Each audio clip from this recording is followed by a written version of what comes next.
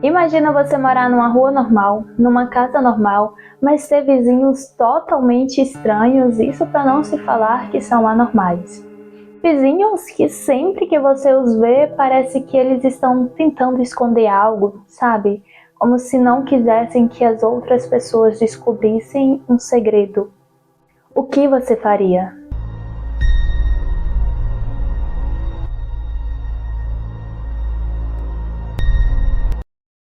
Antes de começar com os 3 relatos do vídeo de hoje, eu queria me apresentar. Muito prazer, eu me chamo Yara e eu trago vídeos aqui todos os dias no canal, então eu espero muito que você goste do meu tipo de conteúdo e se você gostar, curte, comenta e sobretudo se inscreve porque tem vídeo todos os dias aqui no canal, ok?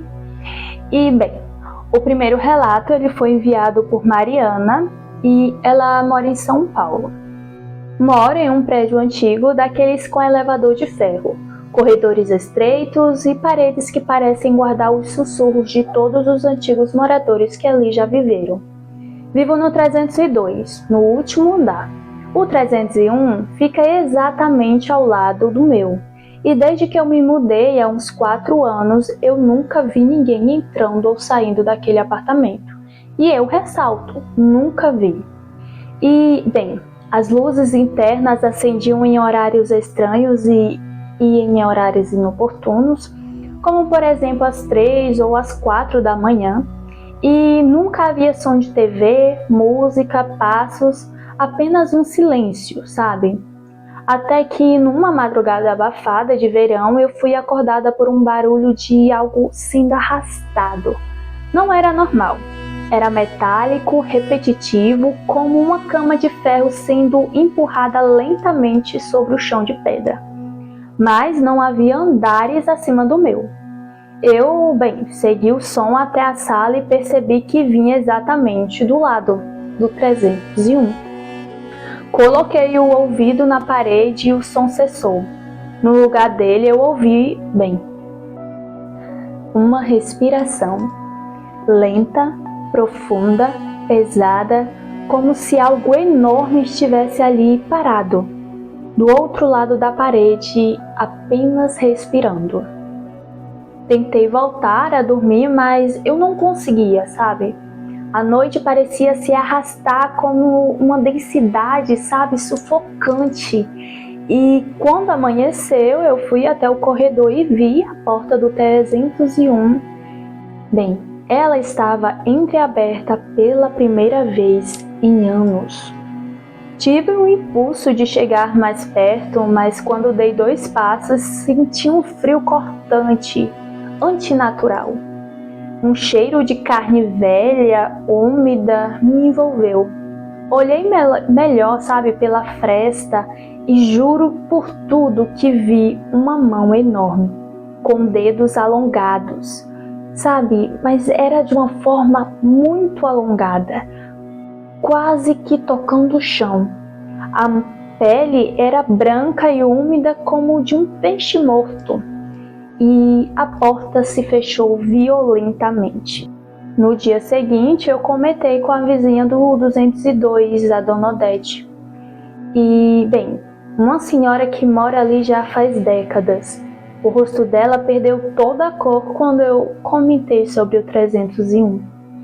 Esse apartamento devia estar trancado. Há 20 anos ninguém vive ali. Pelo menos não como nós vivemos. Ela sussurrou. Há coisas que habita lá. Se alimenta de presença. Ela escuta você pensar. Naquela noite, às 3h03, sabe, da madrugada, eu ouvi batidas na parede ao lado da minha cama. E por alguns segundos, alguém sussurrou o meu nome do outro lado, com a minha própria voz. Na manhã seguinte, havia arranhões no teto do meu banheiro, como se algo estivesse rastejando por dentro. E agora, toda noite, a porta do 301 fica aberta. Cada vez mais. E, gente! Ai, meu Deus! Eu acho que a curiosidade dela é igual a uma frase que tem, que diz que a curiosidade matou o gato. Ai, amiga, procura ajuda, antes que piore, tá? Meu Deus, nossa. E é muito interessante que, por quê, né? Porque para ela se abriu a porta, mas se abriu se abriu de uma forma interessante, que foi entreaberta. Eu acho que isso já era o início, sabe, de algo muito maior. Sim, acabou que sendo isso mesmo. E eu acho que a questão ali da curiosidade dela inicialmente, e simplesmente ali seguir o som, né? Que também eu achei um pouco estranho, porque ela disse que há 4 anos ela mora ali. E que, bem, havia ouvido sons antes, mas pelo que deu a entender, não como desta vez que aconteceu este relato. Então, assim, eu acho que era como se... É igual... Tem a questão também, que eu vou até repetir aqui que eu ia falar, mas acabei me embolando aqui. E foi a questão da senhora ter falado, a dona Odete. Ela falou o seguinte: se alimenta de presença. Eu acho que... Eu tenho quase certeza que existia algo que alimentava esse ser e acabou que não existe mais. E por isso que intensificou a ponto dela ver a porta entreaberta, que ela não via antes, e ver aquele ser, né, de mãos, dedos longos. Então eu acredito que seja isso. E cuidado, muito cuidado e muita ajuda. Muita ajuda. O segundo relato se chama A Família da Casa Azul. Nossa, parece uma creepypasta ou um conto, né? Porque a família da Casa Azul é muito fofinho, sei lá. Mas bora lá, foi enviado por DF de Uberlândia. Quando eu comprei a minha casa, eu achei que tinha feito assim um ótimo negócio. Um bairro calmo, poucas casas, silêncio à noite e tudo parecia muito perfeito. Até reparar na casa azul claro em frente à minha casa. Ela parecia ter parado no tempo. Cortinas rendadas, cortador de grama antigo, flores bem cuidadas e, bem, até demais. Mas o que mais me incomodava era a família. Pai, mãe, 2 filhos e uma senhora idosa. Estavam assim, sempre juntos. Sempre com o mesmo sorriso e o mesmo olhar parado. No início eu achei que fosse apenas formalidades, mas depois eu acabei percebendo que eles nunca mudavam de roupa. Gente, nunca carregavam sacolas e nunca sequer jogavam lixo fora. Assim, se você notou isso, eu acho que é porque em algum momento você, apareceu aquela pulguinha na orelha, de trás da orelha, e você disse, vou prestar atenção. Você também foi um pouco curioso, hein? E certa noite, eu acordei com uma risada, baixa e estridente.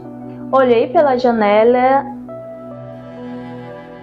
Ai, gente, nossa, me arrepiou toda. Ai... Olhei pela janela e eles estavam todos em pé no jardim parados, olhando diretamente para minha janela. Nunca piscavam e apenas sorriam. A cena durou ali uns 15 minutos e depois todos viraram de costas ao mesmo tempo e voltaram para dentro da sua casa. Comecei a observar mais e notei que ninguém da rua interagia com eles.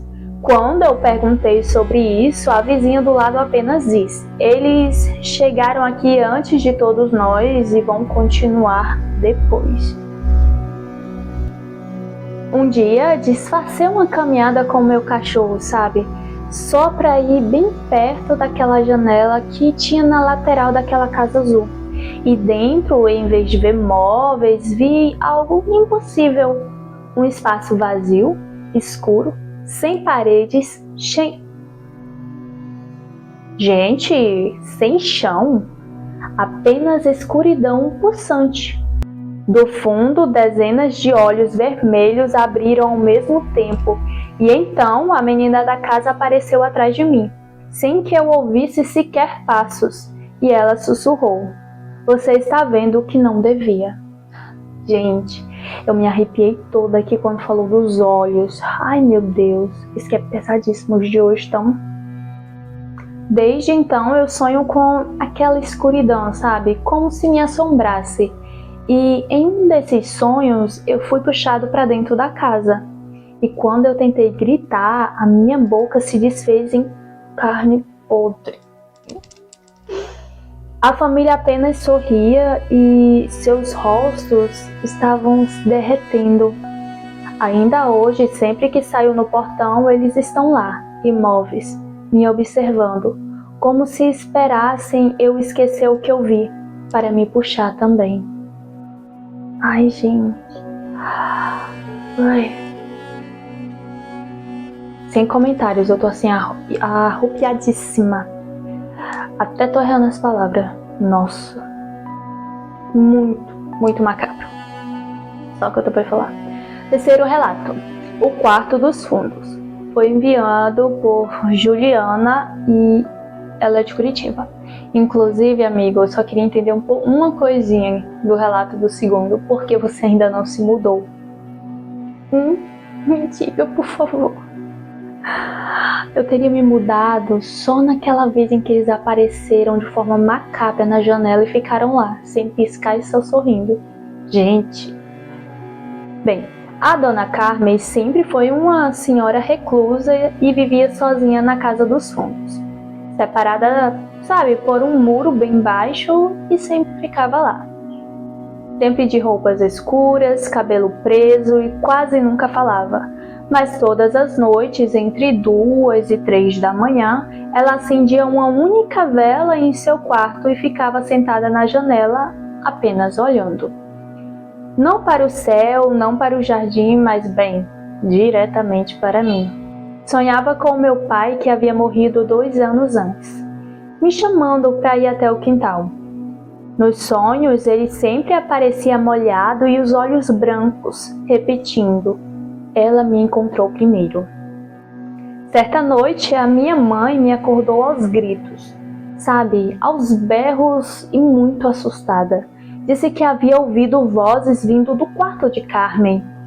E, bem, fui até a cozinha e pela fresta da cortina vimos o quarto dela com luz vermelha pulsando, como se tivesse fogo aceso dentro. Mas não havia cheiro sequer de fumaça. E pior, dentro do quarto vimos silhuetas que variam.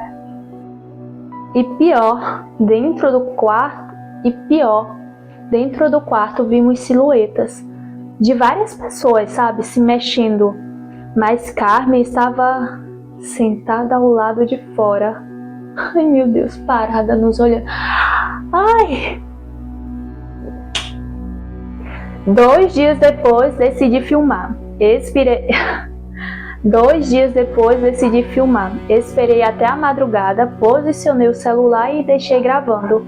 Gente, veio agora na cabeça essa mulher indo no celular e ficando sorrindo pra esse celular, olhando fixamente. Eu tô aqui gelada, eu lhe juro, tô gelada e... Como é que fala o nome? Ai... Com os pelos em pé, que eu não achei a palavra certa. Mas eu tô aqui puro gelo, juro. E bem, o que apareceu no vídeo me fez quase desmaiar.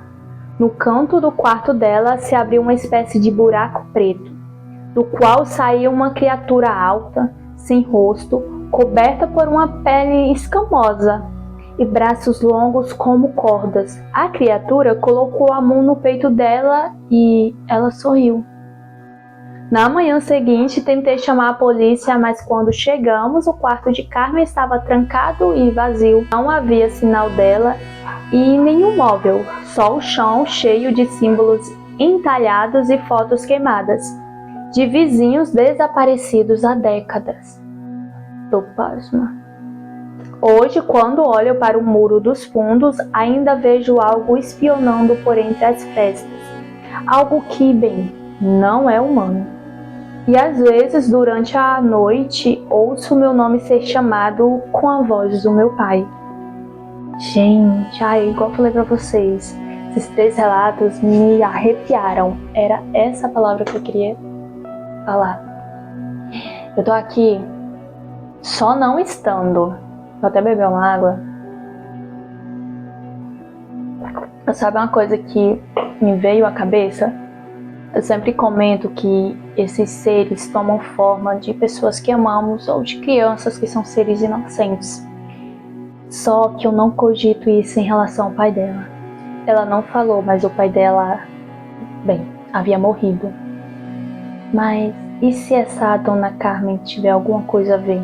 Sabe uma coisa que me pegou bastante? A nossa amiga, ela não enviou no relato se o pai dela morreu de forma natural ou de um acidente, ou se ele simplesmente sumiu, porque ela falou no final que havia sim vizinhos que haviam sumido e que as fotos deles estavam lá no quarto, queimados com os símbolos. E se o pai dela for um dessas pessoas? Ai, meu Deus. Mas eu acho que não. Veio, essa pergunta, esse que na pergunta. Mas talvez não, pelo fato dela não ter comentado e ter visto, inclusive, a foto do pai. Mas ela ouve, desde o início ela ouve a voz do pai.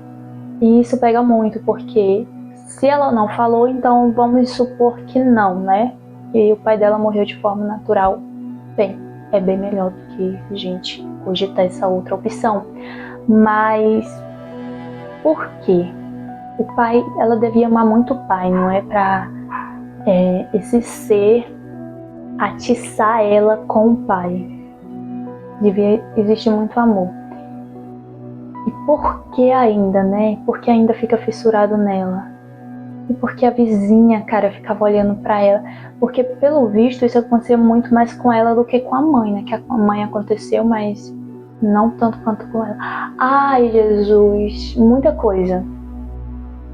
Muito obrigada a quem enviou os relatos. Hoje foi bem pesadíssimo, mas espero que esteja tudo bem com vocês hoje. Eu não sei o que falar. Estou pasma. Juro. Mas enfim, é isso. Eu espero que você tenha gostado do vídeo de hoje, porque eu gostei de estar aqui. Inclusive estou assim, puro nervo. Mas enfim, beijo e até o próximo vídeo.